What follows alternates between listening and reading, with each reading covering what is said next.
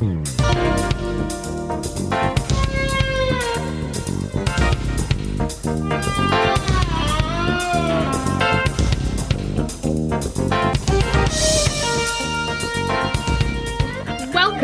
to the More Perfect Union, the podcast that offers real debate without the hate.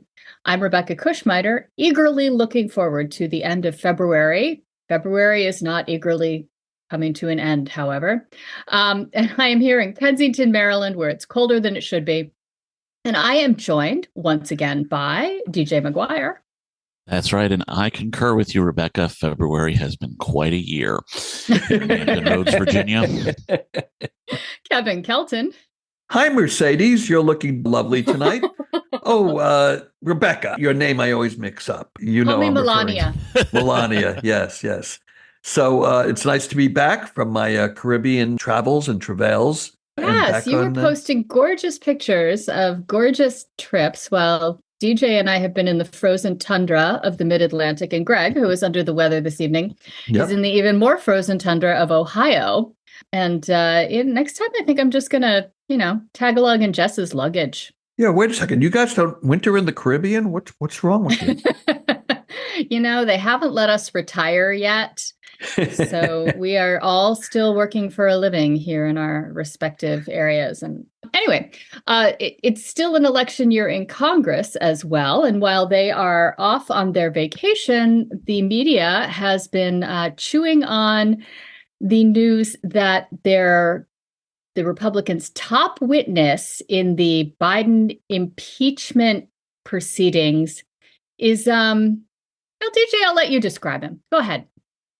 Their top witness for the Biden crime family narrative is a conduit for Russian intel to inject disinformation into our body politic. And the Dacha of Representatives Kremlin caucus was taking it right in their veins. This guy, his last name is Smirnov, which, if that wasn't a hint, but he was an FBI informant. He had a long history with the FBI, and he had a whole network of foreign contacts, including apparently knowledge that, that Hunter Biden went to Ukraine and Joe knew and there was money. I don't know. But it turns out some of his contacts are the Kremlin and not just contacts. Yeah. I mean, they were feeding him info. Yeah, they were feeding him info, including the idea that Hunter Biden was in a Kyiv hotel and got recorded when, in fact, Hunter Biden has never been to the Ukraine at all. And that was just... Wait, Hunter Biden has never been to the Ukraine? Hunter Biden himself? No. Oh. He was hired by a Ukrainian firm, but he's never been in country. I didn't know that. Okay. Mm-hmm. That makes the whole Zelensky call and impeachment stuff even more bizarre. The first impeachment is all about Trump trying to convince Zelensky to look into Hunter Biden. Yeah, they failed to mention that little thing that he never stepped foot in Ukraine. Right.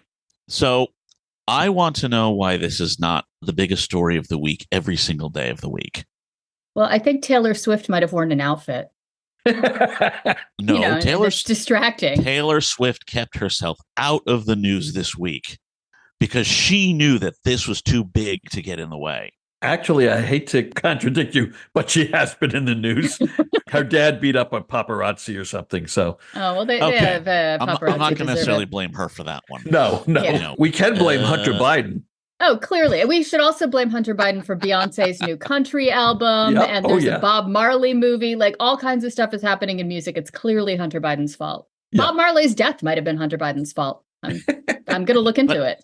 Let's just imagine if somewhere, somehow, a CCP agent got himself listed as an FBI informant and started feeding fake stuff about Donald Trump or members of his family or all this kind of stuff.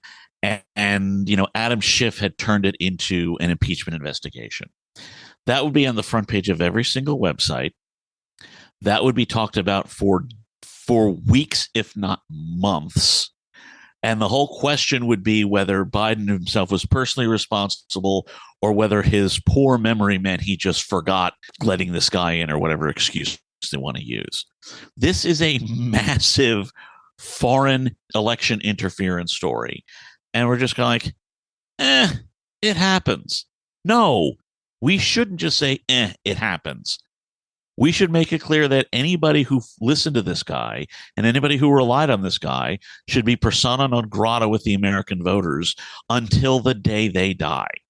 And it's just brazen on the part of Russian intelligence to be doing this. Like, they're not even pretending anymore. And like you say, the dacha of representatives is just tripping over themselves to accept all of this as face value. But then you look at the right-wing media and they say anything you say about Donald Trump. Like, if you say Donald Trump was wearing a red tie, they're like, fake news, Antifa, that tie is green. So they scream about lies about the entire Trump family, even when you're not lying. You know what I've noticed this week on social media? I've been sneaking into some conservative rooms to see what the other half of the world is talking about. I'm seeing the word commie and pinko come up more and more and more, targeted at Democrats. Oh, yeah. Which is so bizarro, it would be laughable if it wasn't serious. Yeah, it's better than being called a pedo, I've got to say. I'd rather be called a commie than a child abuser. I don't think it's an either or. Yeah, that comes both. Up too. Yeah. So speaking of the conservative side, they have spoken yet again in the South Carolina primary, and this time they spoke still fairly loudly in Trump's favor, but 40% of South Carolina voters voted for Nikki Haley. Kevin, the CNN Chiron called Trump's South Carolina primary a Southern sweep. Yes, it did. And I'm curious, what is your take on that phrase? Well, it was news to me that one state is now considered a sweep because there's only been 4 primaries. There was Iowa, New Hampshire, Nevada, and South Carolina. And I'm watching CNN on. Well, Nevada is south of other states, so it could be considered Southern. That's true. They're all south of Canada, so I guess you could call it a Southern sweep. But really, what are they thinking? And listen, I don't know how much television you guys watch. I know, DJ, you watch much less than I do. But I'm sure we all watched a little bit of coverage on primary day. And my God, they were making it like this guy had won the presidency. He won the South Carolina primary in a state that no Democrat has won, I think, since maybe Lyndon Johnson. And DJ, you'll correct me, maybe did Clinton ever win it? I don't think so. Now, Carter did. Carter did. Okay. I think what makes, or what had in the past made the South Carolina primary so important is that no Republican nominee has ever lost the South Carolina primary. So he's going to be the nominee. Well, yes, he is going to be the nominee. And I think they overhyped it for a bunch of reasons. One was there was sort of a feel that this was going to be Nikki Haley's last stand, although she said she's going to go forward because it was, her own home state and all. And I think that was the main reason why, frankly. Kevin, as you mentioned in a chat we were having, Donald Trump lost 40% of his party's electorate. I know. And that's another big issue that I think is not being covered properly. I have heard a couple of commentators, referring to it and saying this might be an indication of a problem down the line for Trump. I think it's an indication of a massive problem. Here's one thing I don't understand. Other than the fact that, yes, 40% of the people in South Carolina, after Alabama and Mississippi and maybe Texas, probably the furthest right state there can be, he lost 40% of that vote. And he is an incumbent president in their eyes. The idea that he's doing well for a primary candidate who came out of nowhere, but he didn't come out of nowhere. He essentially is an incumbent running for re-election. The idea that he lost 40% of that electorate tells me that there is considerable pushback on the idea of Donald Trump being their party's nominee. And, everybody is talking about how he's just on a gilded pathway to the nomination. No one talks about how his performance is much weaker in the Republican Party than Joe Biden's has been so far in the Democratic Party. And I would like to compare those two.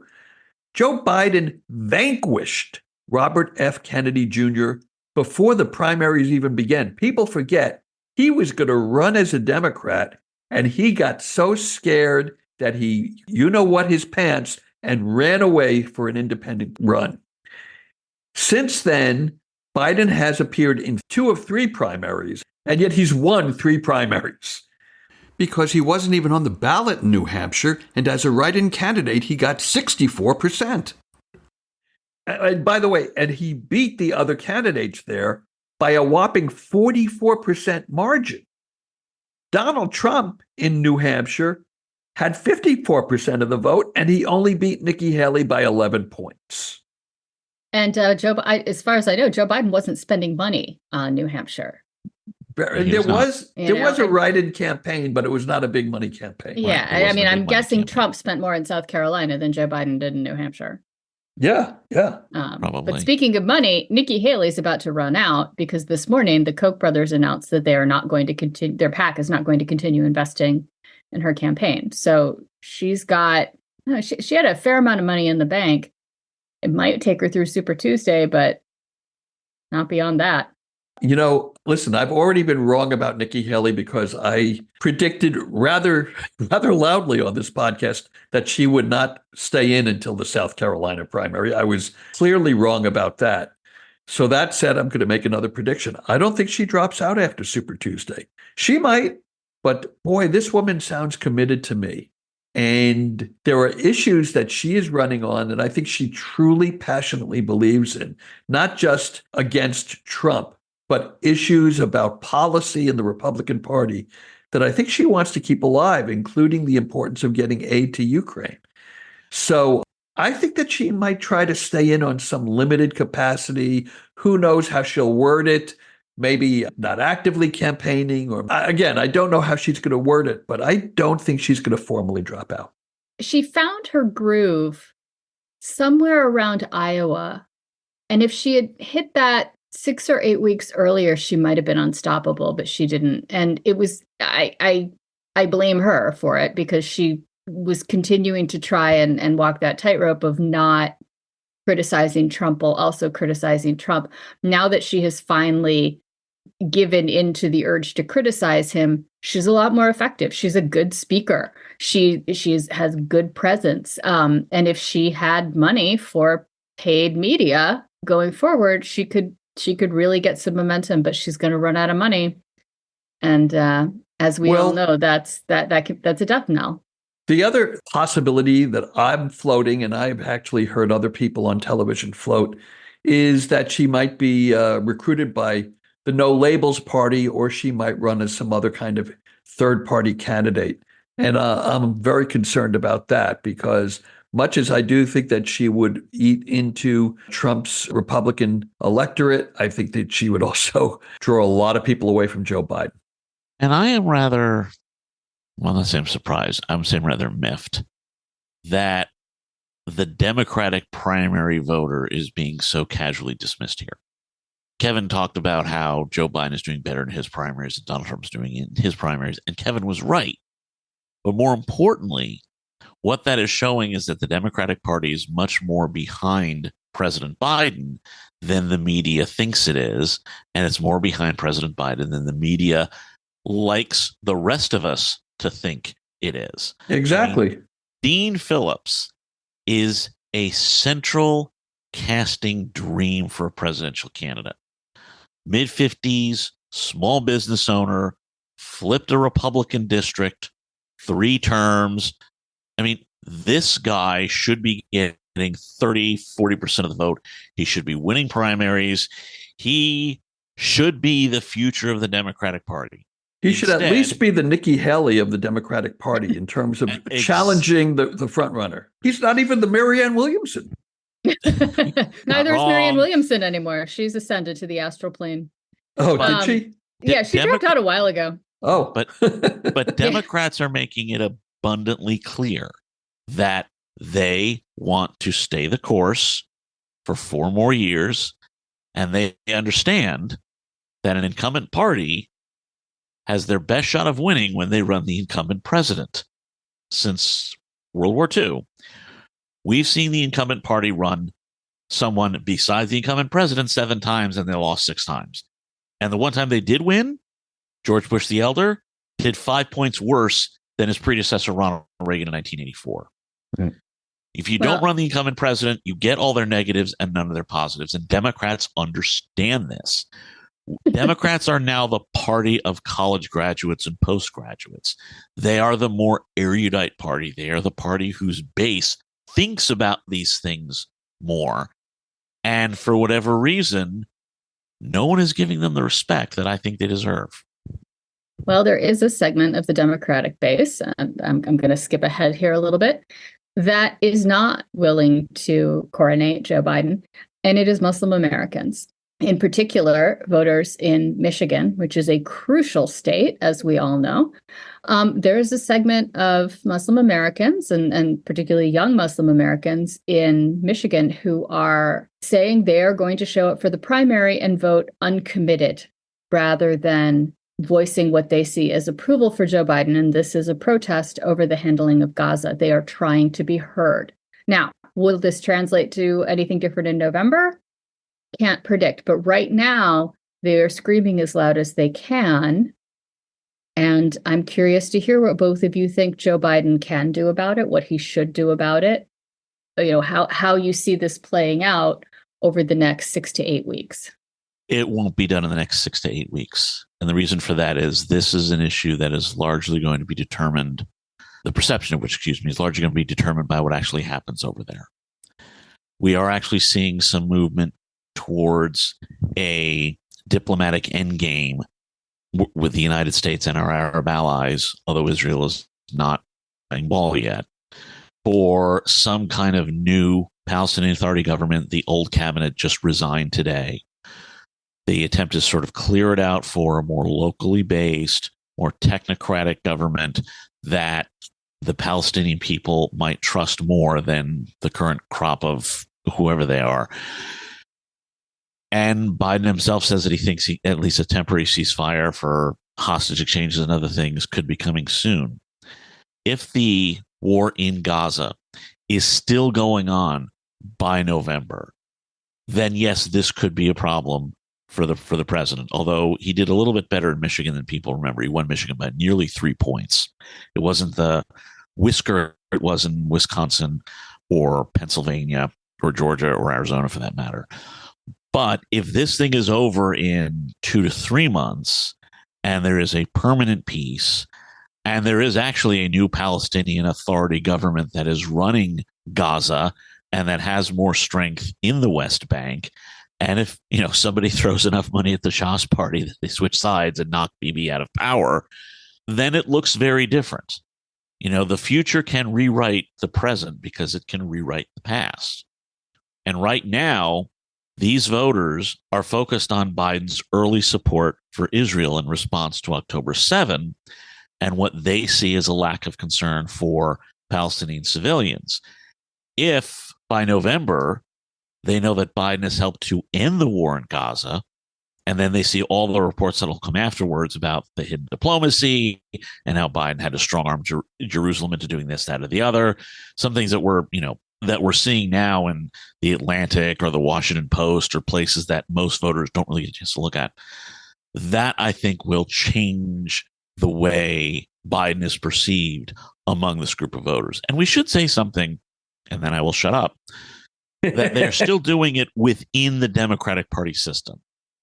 The push now is to go for an uncommitted vote in the primary. They're not necessarily as a group. I know there's some individuals who do this, but it's not as a group that are willing to break and call this a general election break. Not yet. This is their attempt to have their voice heard within the party.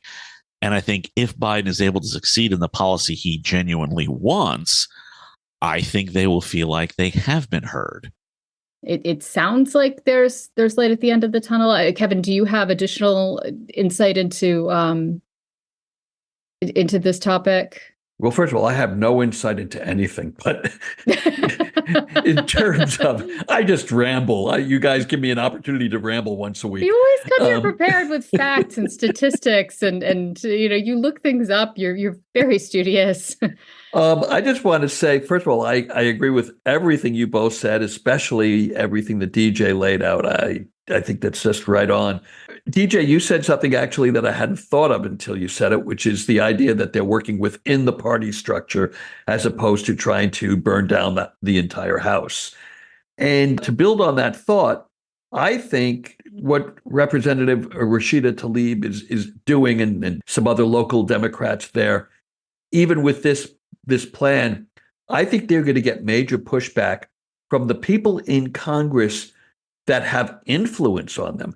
AOC is completely in for Joe Biden. She is making no bones about it. She's going on a speaking tour, all the TV shows talking about, yes, Biden is the one, Biden is sharp. We have to beat Trump at all costs, et cetera, et cetera, et cetera. And everybody knows the squad, and those two are part of the squad. And I have a real sense that Tlaib is pushing things. They'll let her do this. It's her own home state, but they will not let her pull another Pumas like in 2008 or pull another Bernie Sanders rap as we saw in 2016. I think the Democrats are smart enough to realize the existential threat is not inside their party. It's Donald Trump. And ultimately, they're going to have to rally around their candidate. Well, one thing that we might start to see, if there really is a sort of this hardcore anger that actually spills into the general election, is that there are a number of folks on the quote unquote far left who live in, obvious blue or obvious red states. And if the purpose is to show a large national vote for, insert lefty alternative to Biden here, you'll start to see some groups who get involved in the tactical voting game. Like, okay, you are connected to this voter in Michigan. This voter in Michigan who is furious at Gaza will vote for Joe Biden. If you, the voter in California who's connected to them, will vote for, insert whoever you want here. That is something that, if this continues into the fall, which I don't think it will, but if it does, that might be something that certain Democrats will start looking to do, to say, okay, if you really want, a sort of anti-Biden message to be sent, how about letting folks in blue and red states send it while you use your vote to block Donald Trump, knowing that someone else has promised to cast the vote you wanted to cast, but you can't because you're in a swing state. Boy, that is fascinating. I would never have thought of that. I hadn't heard of it. I don't know whether it can be pulled off, but it is a fascinating idea. Wasn't that a plot on the West Wing once where Donna voted for the wrong candidate accidentally? That's where DJ gets at all of his points. Yeah, DJ, the Aaron Sorkin of the more. And I'm trying to look up when the State of the Union is. It's coming up. And I feel like it's in March. Yeah. Yeah, it's in March 7th. So it's coming up in the next week. And, it would have been ideal if Biden could announce some sort of major resolution in Gaza by then. I don't think he'll be able to. He wouldn't be able to find a major resolution in Gaza in the next 50 years. Right. But it would have been nice for him to, be able to announce some sort of progress. Yeah. He will have been to the border by then. I guess he and Trump are going to the border on the same day. Kevin, which welcoming committee are you joining? Oh, I'm actually doing both. I'm shuttling between them. Yeah. All right.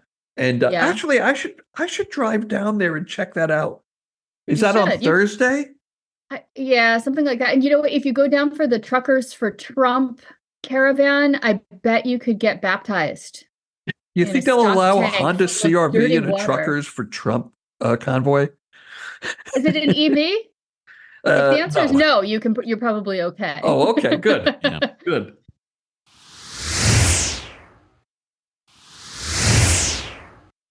The real question about that event is, will Trump think he's at the border with Canada?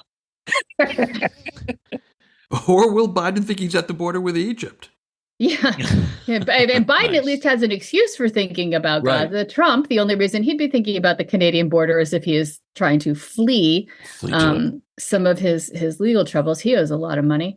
But yeah, it seems like Trump's memory is becoming an issue, or it should be becoming an issue. Kevin, you have a new nickname?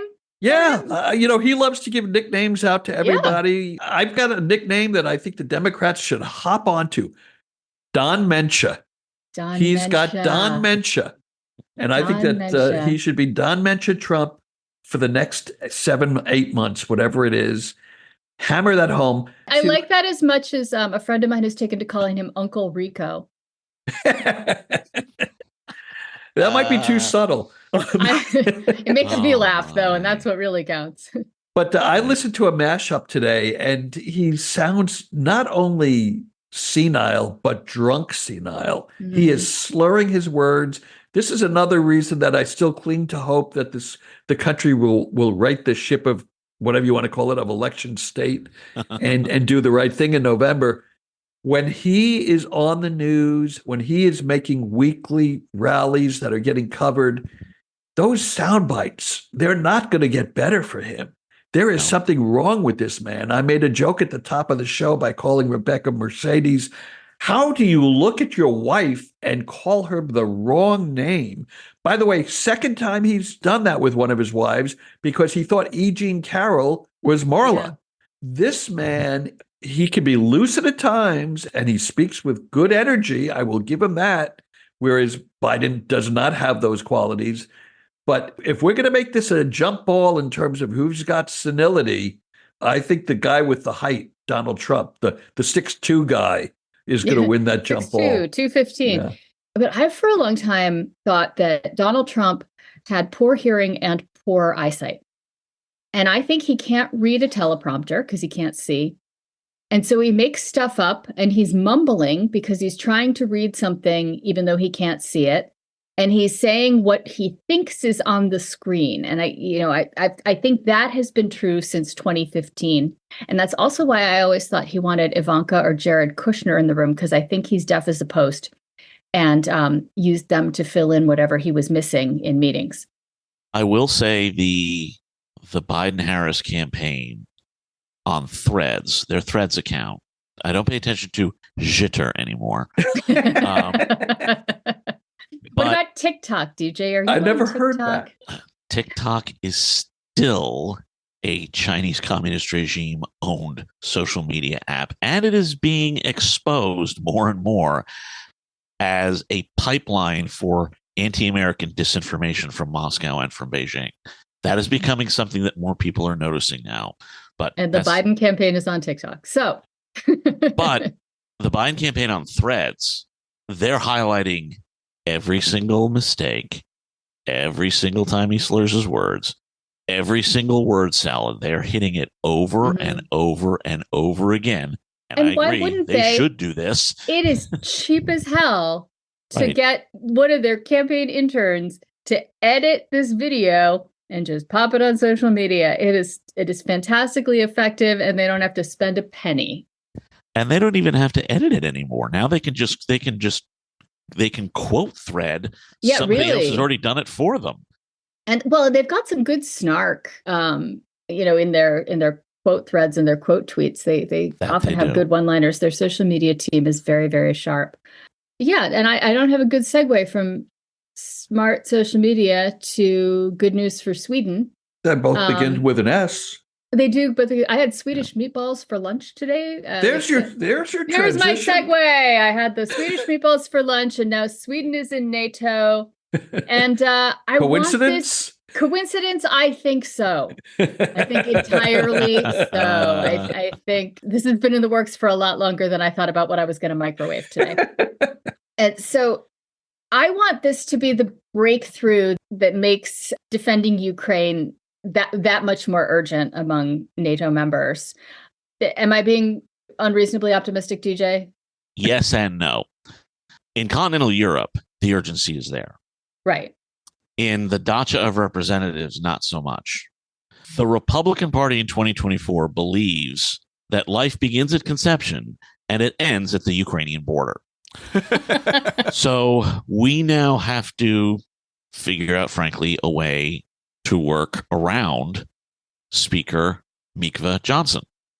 And there's now talk of a discharge petition. There are two discharge petitions that are being They're filed. being circulated, yeah. So those are making the rounds. Why don't you explain for our listeners what a discharge position is? Oh, certainly.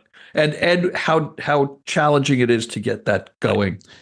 So in theory, you can't get anything to the House floor unless the House Rules Committee allows it. There is a way around that, though, called a discharge petition. You have to get a majority of members of the House to sign a petition that says this bill must make it to the floor, which means that the Democrats need to find anywhere from 3 to 4 Republicans to sign on with them, which in this environment is very, very difficult. But if they can manage to do that, then the Ukraine funding bill would get to the floor. Now, I would like to see them be a little more creative in that I would like to see them put Ukraine funding on one of the continuing resolution bills that has to come out, because we're in another situation where the government will run out of money in certain departments on the 1st of March and in others on the 8th of March. Yeah, but those are going to come out under closed rule, DJ. There's no chance that they're going to allow amendments to those. Well, the point is, however, if the United States Senate passes the CRs that say the CRs will include Ukraine funding, then the House would have to pull Ukraine funding out of the CR, creating a conflict that will lead to a government shutdown. And I want the pro-Ukraine forces in Congress to basically tell Mikva Johnson, if you are that determined to make Vladimir Putin and Donald Trump happy, then let's see if you're willing to shut the government down over it. Because I fear that's really the only way that Mikva Johnson is going to cave. Because otherwise he has no incentive to. Right now, he's more afraid of Marjorie Taylor Greene and Matt Gaetz and Jim Jordan and all those other yahoos. Nobody on what used to be the center of the Republican Party, the centrist wing of the Republican Party, to the extent it actually exists anymore, none of them have been willing to challenge him. Putting Ukraine funding in a CR challenges him and says, go ahead and pull it and go ahead and shut the government down over this and see what it looks like for you. Well, I think we all know that Mike Johnson does not pull it. Neither does his son. They use accountability software to make sure they don't do that. So I walked into that one. Yeah, I'm not touching that. But you did reference something happening domestically. The state of Alabama, or the Supreme Court of Alabama, declared that frozen embryos are exactly the same as children. Swedish meatballs. Oh, children. Oh, Swedish meatballs. No. You do not put them over noodles, Kevin. That's not vegan. That would be illegal in 3 states. Yeah. Yeah. So it was a ruling. And there are very few times where I regret saying the words "I told you so." I usually relish that a lot. This is one of those times. And when Dobbs fell, there were a lot of people in the reproductive justice world who said, unless you write these laws real carefully, there are going to be conflicts with fertility medicine and contraceptive medicine, which are things that pretty much everybody approves of. And Alabama has turned into one of those situations. As a short recap, there was a situation where someone gained unauthorized access to embryonic storage at a fertility clinic in Mobile, Alabama, and the embryos belonging to 2 couples were destroyed, which is flat out terrible. It is malpractice, and the clinic should absolutely be held responsible. And the emotional devastation that probably caused in those 2 couples is unspeakable. And it's not their fault that Alabama law allowed them to sue for wrongful death as well as malpractice and emotional pain and suffering. The Alabama Supreme Court was not wrong to say, yes, as the law is written, embryos are the same as children, and this is a wrongful death situation. And the entire Alabama legislature is like, record scratch? Because they hadn't thought of that. They had not thought of it. They could have asked me. They could have asked my friend Robin Marty, who wrote the book, Handbook for a Post-Roe America. They could have asked any number of people. We all could have told you, you need to write guidance about this, because otherwise you're going to have situations like this. But while Alabama tries to figure this out, 3 major fertility clinics have closed. or curtailed operations significantly, because the last thing they want to do is accidentally destroy an embryo and be brought up on charges. Let me ask something, and I apologize in advance for my lack of knowledge on this subject. I've never been involved in it. I just tangentially know about it. So I always thought that they froze the eggs, but not the fertilized. They can do both. They can do both. Okay. It sort of depends on your situation. In general, what I believe the goal is to minimize the number of times a person has to go through egg retrieval, which involves multiple hormone injections. It's apparently physically quite grueling. It results in a lot of emotional ups and downs. It's not an easy process. So what they want to do is get as many eggs as possible in one egg retrieval. And then they could theoretically just preserve eggs and fertilize them at a later date. Right. But it seems like the kind of standard of practice right now is to fertilize them immediately and freeze the embryos. And I don't know why that is. I don't know what the science behind that is. And then they don't transfer more than about 1 or 2 embryos in any given cycle, because that just gets you into high order multiple pregnancies, which are not particularly safe. So They preserve the embryos in case they need to try again. Which, if you've had a successful pregnancy or 2 successful pregnancies and had leftover embryos, that's actually kind of the ideal outcome. And then couples can decide how to dispose of the embryos, either through a disposal process. And we're talking about, 16 cell blastocysts. These are not extremely developed organisms at this point. Or they can be donated to science, or it's possible actually to place them for adoption and let another couple attempt to become pregnant using them. And so that's right now what the Alabama legislature is working out. And as far as I know, there are 2 bills moving that would say an embryo is not protected by Alabama law until it is transferred into a uterus, which would clear up a lot. But as different states grapple with this, what we could see, Kevin, is what you first asked about with could you preserve the eggs but not embryos? Yes, they could. And that way they could still get as many eggs from retrieval as possible. And not worry about destroying them. And not worry about destroying embryos, because destroying an egg is still allowed. Right. Because if they make that illegal, then every woman in the United States is going to prison. Yeah. If they get to a situation where there's ambiguity about embryos, you could find situations where they are having to do multiple egg retrievals to do multiple cycles of IVF, or situations where they are transferring more embryos than is considered ideal, which, like I say, high order multiple pregnancies are dangerous for a lot of reasons. So it's medically complex. The fertility industry has actually resisted a lot of these regulations because, frankly, it's not your business. But at the same time, now they're vulnerable to this kind of wackadoo situation that could come down the line.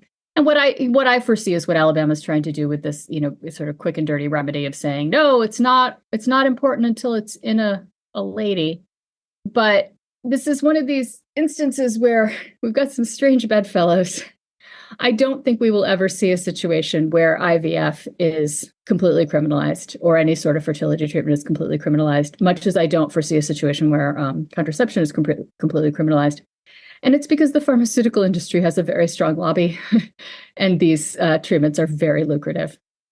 For all the times we rail against big pharma, I don't know if you guys paid attention at the top of 2023 to what state legislatures were doing, but none of them tried to hand down any kind of limitations on contraception, not emergency contraception, not IUDs, not birth control pills, nothing. And I had talked to a pharma lobbyist right after Dobbs. I said, what are you looking at? He says 23 states and crickets when the rubber hit the road. So thank you, pharma lobby, for standing up for your profits, which also stand up for the rights of women and other femme folks. Sometimes things align, even if they I will take any ally I can get. And it's a shame that abortion's not profitable, because with some big money assistance would be helpful there too. Yeah. I would just like to remind everyone that abortions have risen since the Dobbs decision was handed down. That is undeniable. Wow. They have risen. The plan has failed. Correct. And if folks are genuinely concerned about saving preborn children, they need to think of something else, because overturning Roe actually made it more dangerous for preborn children than before. They need to, the pro-life movement needs to admit that, and they need to move on if they're going to succeed. Of They're course not gonna. No, they think they need to ban it harder. They think a national ban is what's necessary. And Donald Trump agrees. He would sign one. All I know is, because I know we all know these people, there is some hook there. There is some pull the tablecloth out from under you where they'll say there's a national 16-week, you can have an abortion up to the end of the 15th week. They're going to pull some rug out from under us. Yeah. No, if they're going to ban it, they're going to ban it, and it's going to be ugly. The problem with them trying to do that is nobody trusts a single Republican on this issue at all. This experiment was already tried here in Virginia. Governor Youngkin said, I just support a 15-week ban. I think that's perfectly reasonable. It's shown poll after poll that the majority of Americans think it's reasonable. A majority of Virginians think it's reasonable. And polling continued to show a majority of Virginians thought it was reasonable, no matter what the rest of us thought about it. The point was they didn't care what Glenn Youngkin said because they didn't believe him. I don't think any swing voters are going to believe Donald Trump when he says, I'm going to come up with some deal that everybody's going to love, or if he ever actually comes out in favor publicly of the 16-week ban that we now learn that he supports privately. For Republican voters looking for any excuse to vote Donald Trump, none of that's going to matter. Don't bother with them. But for Joe Biden voters in 2020, new voters coming on board, that kind of thing, just remind them these are the people who you have never trusted and who you have rightly never trusted on this issue ever since Dobbs came down. Are you really going to trust Donald Trump over instead of everyone else in the are you really going to trust Donald Trump in a party where you have not trusted any other elected office holder? I think the answer will be no. No. Well, and if we've got a Speaker Mike Johnson, we would absolutely get a 6-week ban or a heartbeat ban. Yeah, and again, going back to whether it's 6 weeks or 15 or 16 weeks, how do you trust a party that's trying to say fertilized eggs in a freezer are children and you can't destroy them? But yeah, it's going to be okay for you to have abortions up to 15, 16 weeks. They're full of shit. This is the same thing they did with Obamacare, where they were going to repeal and replace. They ain't going to do shit. They ain't going to do shit. They're going to leave this. They're going to leave Dobbs in place, and they're going to have more draconian laws, as many as they can in red states, until they think that the liberals are going to give up. That's their plan. Yeah, no,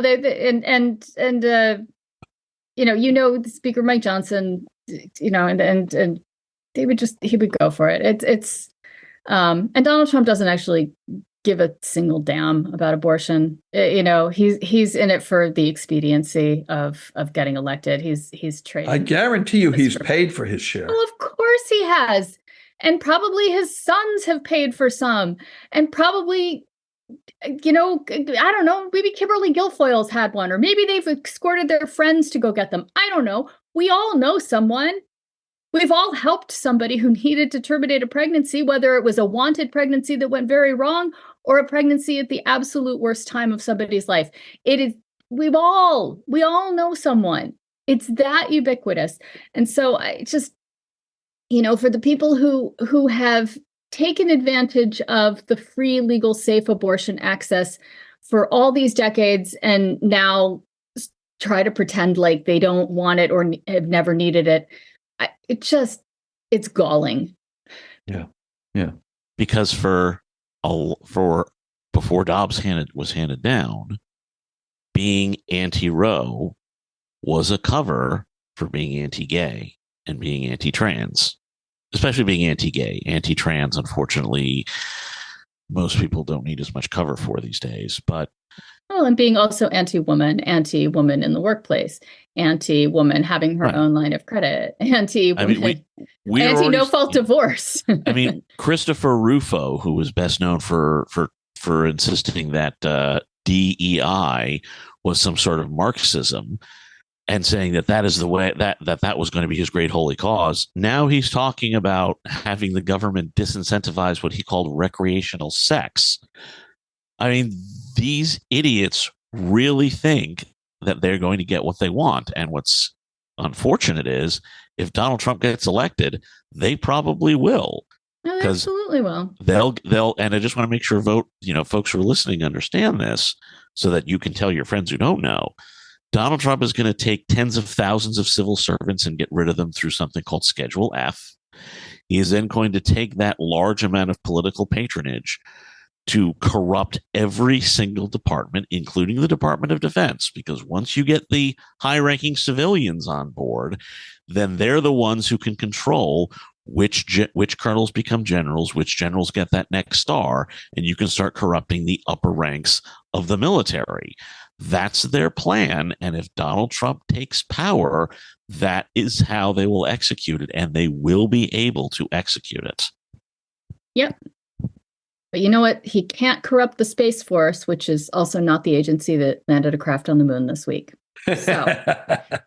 So anyway, we are coming to the end of our program. We are coming to the end of our month, but we get an extra day in February this year. It is a leap year. And do any of you do anything to celebrate leap year? Like, do you do anything fun? Well, you gave me plans now for my February 29th. I'm going down to the border to hang out with both presidents. For presidents. If Greg were here, he would have a recipe for leap year nachos.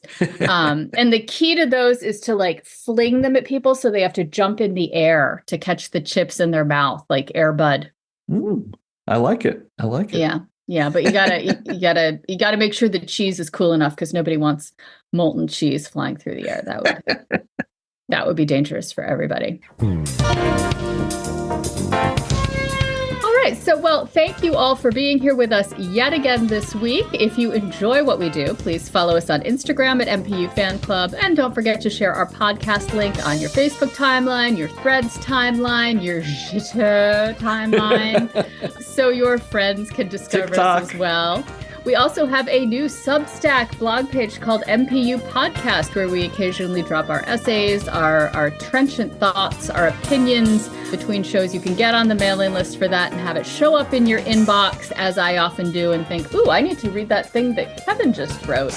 And I set down everything I'm doing and pay attention. Greg, we miss you. We miss you, Greg.